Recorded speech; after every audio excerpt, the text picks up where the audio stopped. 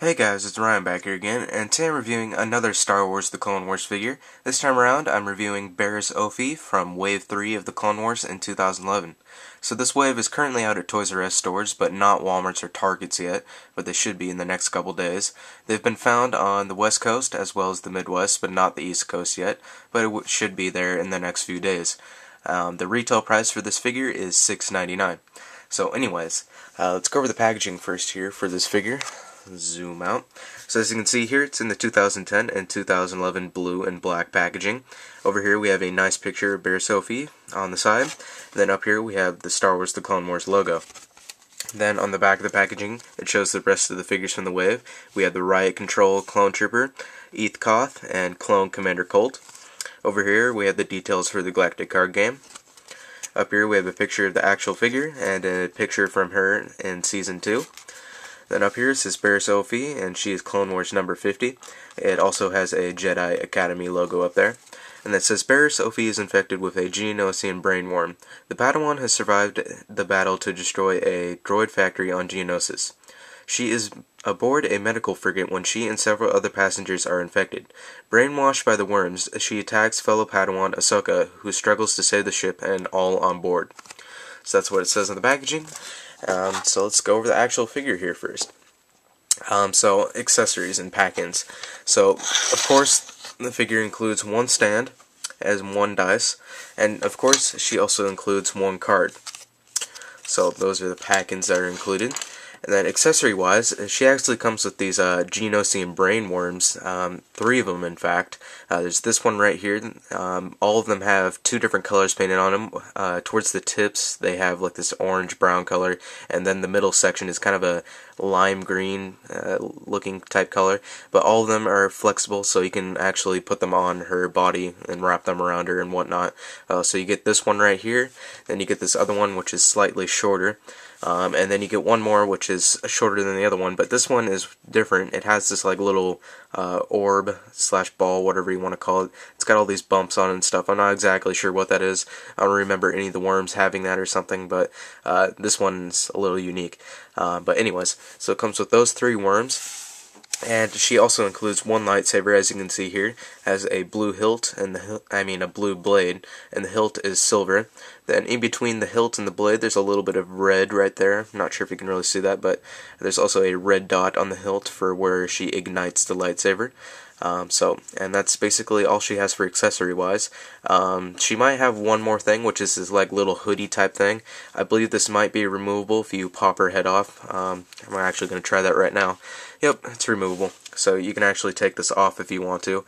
It's kind of like a little jacket that she puts over her shoulders and slightly on her back. So, you could just take that off if you prefer. But, it probably will look better with it on anyways. So you just pop it back on like that, and there you go. So let's put that back on there. So otherwise, the actual hood part that goes over her head is not removable. It's attached to the head. It might be able to be removed, seeing that it might have been 2 separate parts, like her head's one part and the hood itself is a different part.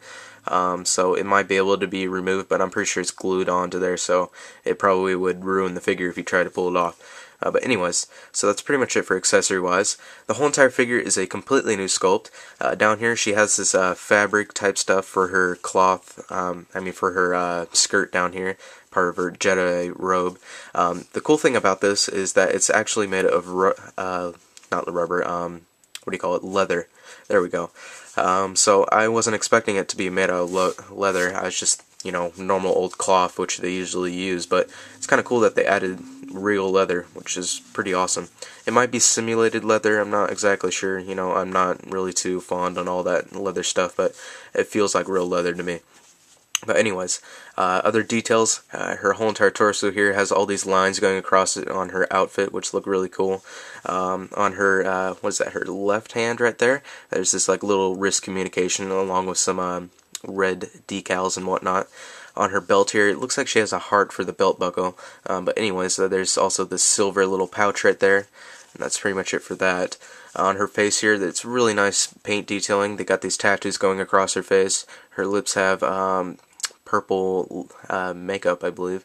What else? Her eyes are blue. You can see her eyebrows real well. They did a really good job putting paint details as well as, you know, just plain old detailing, especially on this hood here. I like how it has all this like indents and everything to give it a simulated leather look.